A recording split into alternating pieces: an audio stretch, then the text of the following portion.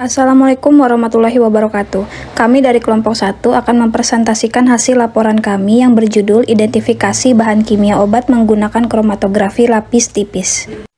Pertama-tama saya akan memperkenalkan masing-masing setiap anggota kelompoknya. Yang pertama yaitu Diva Safinaza Sutandi, yang kedua Fairuz Afidatunuha, yang ketiga Fonihana Retnaning, yang keempat Adiba Sofi Sahara, yang kelima Misela Natalia Gunawan, dan yang keenam Iyang Lutfiana.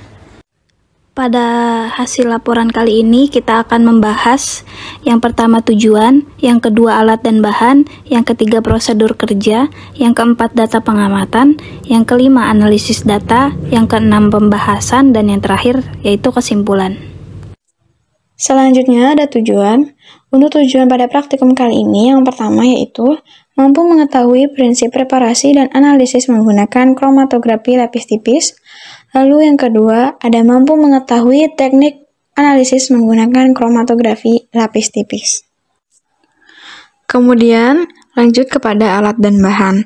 Alat yang digunakan yaitu batang pengaduk, gelas beker 100 ml Iwaki, cawan porselen, plat KLT, lempeng silika gel F254, dan pipa kapiler. Kemudian untuk bahan yang digunakan yaitu asam klorida, etanol absolut, kloroform, standar paracetamol, metanol, asam asetat glasial, feriklorida, dan K2CrO4. Untuk selanjutnya yaitu prosedur kerja. Prosedur kerja yang pertama yaitu preparasi sampel. 4 gram sampel BKO diekstraksi dengan cara maserasi dalam etanol 20 ml. Larutan digojok selama 30 menit dan diuapkan hingga kering pada suhu 70 derajat Celcius. Kemudian larutan ditambahkan dengan 2,5 ml etanol. Untuk prosedur kerja yang kedua yaitu persiapan larutan pengembang atau fase gerak. Larutan kloroform dibandingkan dengan metanol 9:1 dicampurkan dengan sikloheksana dibanding kloroform dibanding metanol dibanding asam asetat glasial 30 dibanding 15 dibanding 2,5 dibanding 2,5. Kemudian larutan dimasukkan ke dalam bejana kromatografi. Larutan dijenuhkan dengan kertas saring. Untuk prosedur kerja yang ketiga yaitu identifikasi sampel. 2 tetes sampel ditambahkan dengan 2 tetes feriklorida. 5 tetes sampel diekstraksi ditambah 100 mg PCl ditambah 1 ml HCl pekat dan dididihkan selama 3 menit. Kemudian larutan ditambahkan dengan 2 ml air. Kemudian sampel direaksikan dengan 1 tetes K2CR2O4. Kemudian ada data pengamatan di mana yang pertama yaitu pada preparasi sampel. Warna yang dihasilkan yaitu berwarna putih dengan berbentuk serbuk. Bobot yang didapat sebesar 0,4000 gram. Yang kedua, ada proses elusi di mana pada larutan pengembang 1 terdapat spot atau noda dengan jumlah spot atau noda berjumlah 2 yaitu standar dan juga sampel. Nilai RF yang didapat sebesar 0,7386 cm. Pada larutan pengembang 2, terdapat spot atau noda, dengan jumlah spot atau noda berjumlah 1, dan nilai RF yang didapat sebesar 0,3625 cm. Yang ketiga, ada identifikasi sampel. Pada pengamatan kualitatif dilakukan uji zat warna, kemudian warna yang dihasilkan yaitu warna hijau. Pada uji kualitatif KLT yang pertama kali dilakukan adalah sampel ditambah dengan HCl pekat. Kemudian warna yang dihasilkan adalah tidak berwarna. Setelah pemanasan dihasilkan warna yaitu tidak berwarna. Setelah pemanasan air, warna yang dihasilkan yaitu tidak berwarna. Kemudian dilakukan penambahan kalium nikromat dengan warna yang dihasilkan yaitu hijau. Nilai RF yang didapat yaitu pada sampel 1 sebesar 0,8182 cm. Pada sampel 2 didapat sebesar 0,5750 cm. Berikut adalah lampiran foto yang dapat dilampirkan dari hasil kromatografi lapis tipis. Gambar sebelah kiri ini merupakan fase gerak 2 dari hasil perbandingan sikloheksana dengan kloroform, metanol, dan asam asetat glasial. Dengan perbandingan yaitu 30 dibanding dengan 15, dibandingkan dengan 2,5, dan dibanding dengan 2,5. Selanjutnya, pada gambar sebelah kanan merupakan fase gerak 1 dari hasil perbandingan kloroform dengan metanol yaitu 9:1.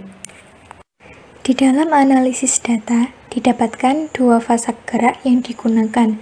Untuk fase gerak yang pertama yaitu perbandingan antara kloroform dengan metanol. Untuk fase gerak yang kedua yaitu sikloheksana dibandingkan dengan kloroform, metanol, dan asam asetat glasial. Untuk fase gerak yang pertama, didapatkan RF sampel sebesar 0,8182 cm dengan perbandingan RF standarnya yaitu sebesar 0,7386. Untuk fase gerak yang kedua, RF sampel yang didapatkan yaitu sebesar 0,6 cm dan dibandingkan dengan RF standarnya sebesar 0,4 cm. Selanjutnya yaitu pembahasan. Pada praktikum kali ini, sampel berupa obat paracetamol dengan metode KLT. Fase diam yang digunakan berupa silika gel dan fase gerak dengan dua larutan. Yang pertama larutan dari kloroform dan metanol dengan perbandingan 9:1 dan larutan kedua sikloheksana, kloroform, metanol, dan asam asetat glasial dengan perbandingan 30:15:2,5:2,5. Proses elusi pengembang 1 dan 2 terdapat satu noda, yaitu berupa standar. Kemudian didapatkan nilai RF untuk standar pengembang 1 sebesar 0,7 cm dan untuk pengembang 2 sebesar 0,8 cm. Pada proses elusi dalam sampel didapatkan bercak noda dengan nilai RF sampel 1 sebesar 0,8 cm dan sampel 2 sebesar 0,6 cm. Berdasarkan perbandingan nilai RF standar dan sampel pada pengembang 1 dan 2, diidentifikasi sampel mengandung paracetamol, dikarenakan perbandingan nilai RF yang tidak signifikan. Nilai RF dari standar sekaligus sampel dikatakan baik, karena telah masuk dalam batas range, yaitu 0,2-0,8 cm. Berdasarkan identifikasi di atas, tingkat kepolaran fase gerak 1 lebih besar dibandingkan fase gerak 2, yang berarti tingkat kepolarannya cocok dengan sampel. Besarnya nilai RF juga menandakan tingginya kepolaran suatu fase gerak.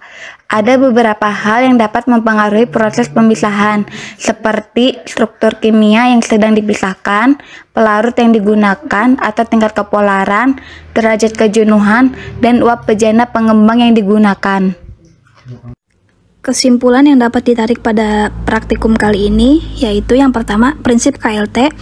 Proses elusi pada fase diam berupa silika gel dengan fase gerak berupa larutan 1 yaitu kloroform banding metanol, dan larutan yang kedua yaitu sikloheksana banding kloroform banding metanol dan banding asam asetat glasial. Yang kedua, nilai RF yang didapat untuk standar pada fase gerak 1 sebesar 0,7 cm dan pada fase gerak 2 sebesar 0,4 cm. Sedangkan pada sampel didapatkan nilai RF sebesar 0,8 cm untuk sampel yang pertama dan 0,6 cm untuk sampel yang kedua. Dinyatakan terdapat kandungan paracetamol pada sampel karena perbedaan yang tidak signifikan. Dicukupkan sekian dari kelompok kami. Wabila taufik walhidayah. Wassalamualaikum warahmatullahi wabarakatuh.